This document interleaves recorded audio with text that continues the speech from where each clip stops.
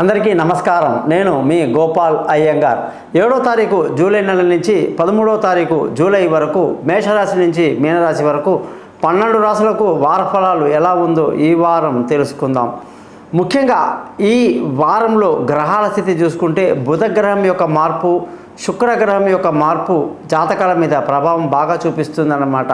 కాబట్టి 12 రాశులకి ఈ యొక్క మార్పుల వల్ల జరిగే ఫలితాలు ఎలా ఉంటాయి అనేది తెలుసుకుంటూ జ్యోతిషపరంగా మీకు ఎటువంటి సందేహాలు ఉన్నా కూడా మీరు నా యొక్క పైన ఇచ్చిన నెంబర్లో వాట్సాప్ చేయండి. మీ పేరు, డేటు, టైం కానీ పంపిస్తే మీ జాతకం మొత్తం రెడీ చేసి మీతో ఫోన్లో మాట్లాడి పరిహారాలు చెప్పి జాతకాన్ని మెయిల్ చేస్తాను.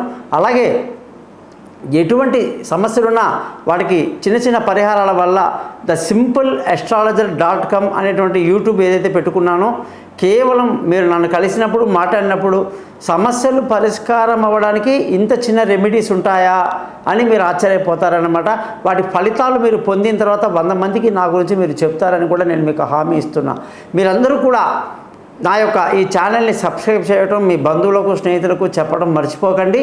అలాగే ఎవరికైతే డేట్ ఆఫ్ బర్త్ లేదో వాళ్ళు ముఖం కనిపించేట ఒక ఫోటో, ఆడవాళ్ళు ఎడమ చేయి రేఖలు, మగవాళ్ళు కుడి చేతి రేఖలు పంపిస్తే జాతకం మొత్తం రెడీ అవుతుంది. మీతో ఫోన్లో మాట్లాడతాను.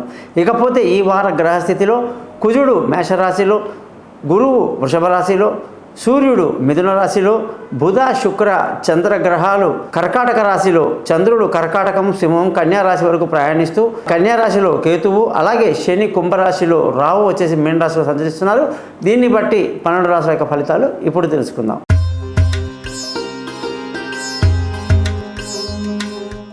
వృశ్చిక రాశి వాళ్ళకి 7వ తారీఖు జూలై నుంచి 13వ తారీఖు జూలై వరకు ఈ వారమంతా కూడా ఏ పని చేసినా 1-2 సార్లు ఆలోచించి చేయాలి. తొందరపాటు పనికిరాదు.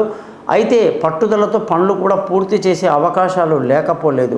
ధన ఆదాయం బాగుంది, కుటుంబ సంతోషం బాగుంది, పిల్లల చదువులు బాగున్నాయి. అలాగే బంధువుల స్నేహితుల సహాయ సహకారాలు పెద్దగా లభించదు. విలువైన వస్తువులు, భూములు, వాహనాలు, ఇళ్ళు అన్నీ కూడా కొనడానికి ఎంతో అనుకూలమైన వాతావరణం ఈ వారమంతా కనిపిస్తూ ఉంది. తల్లి ఆరోగ్యం బాగుంటుంది.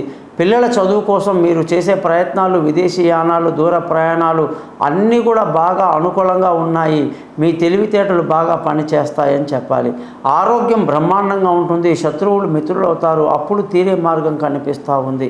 భార్యాభర్తల మధ్య చక్కటి సయోధ్య కలిగి సంతోషంగా ఆనందంగా గడుపుతారు. గతంలో ఉన్నటువంటి మిస్అండర్స్టాండింగ్ అంతా తొలగిపోతుంది. అలాగే పెళ్ళి కాని వాళ్లకు పెళ్లి కుదురుతుంది. దూరంగా ఉన్న వాళ్ళు కలుసుకుంటారు. పార్ట్నర్షిప్ కలిసి వస్తుంది.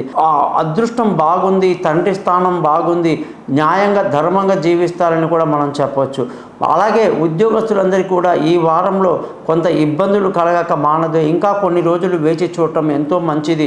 తొందరపాటు నిర్ణయాలతో ఏది సతమతం అవుతారని కూడా తెలియజేస్తున్నాను. కాబట్టి ఉద్యోగాన్ని ఏమాత్రం కూడా విస్మరించకుండా గమ్ముగా చేసుకోవటం మంచిది. సమయం అంత అనుకూలంగా లేదు. ముఖ్యంగా వ్యాపారస్తులందరికీ వ్యాపారంలో ఈ వారం మంచి లాభాలు దృఢంగా కనిపిస్తున్నాయి. కాబట్టి గతంలోలా అనుకోకుండా ఈసారి మీరు ఎంత కష్టపడితే అంత లాభం వస్తుందో కూడా మనం చెప్పవచ్చు. అలాగే ఖర్చుల విషయానికి వస్తే చాలా ఎక్కువగా ఉండే అవకాశాలు లేకపోలేదు. వృశ్చిక రాశి వాళ్ళందరూ మంగళవారం నాడు చక్కటి ఉపవాస దీక్షలు చేస్తూ సుబ్రహ్మణ్య స్వామిని తలుచుకుంటూ ఎంతగా మీరు పూజిస్తే మీకు అంత మేలు జరుగుతుందని కూడా మనం చెప్పవచ్చు. చూశారు కదా, ఈ వారం మొత్తం కూడా మీకు ఏ విధంగా ఉందో చెప్పాను.